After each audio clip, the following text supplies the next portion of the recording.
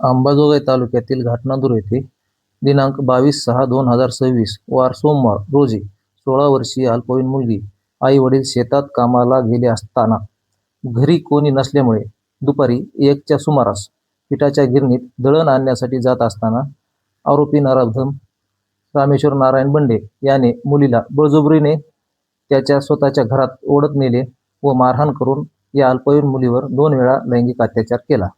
या पीडित मुलीने आई शेतातून आल्यानंतर तिच्यासोबत घडलेला प्रकार आईला सांगितला.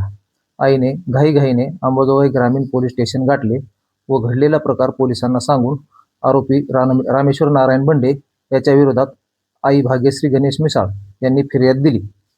आईच्या फिर्यादीवरून अंबाजोगाई ग्रामीण पोलीस स्टेशन येथे आरोपीविरुद्ध पोस्को व ॲट्रॉसिटी ॲक्टनुसार गुन्हा दाखल करण्यात आला असून या गुन्ह्याचा पुढील तपास पोलीस उपअधीक्षक ऋषिकेश शिंदे हे करत आहेत.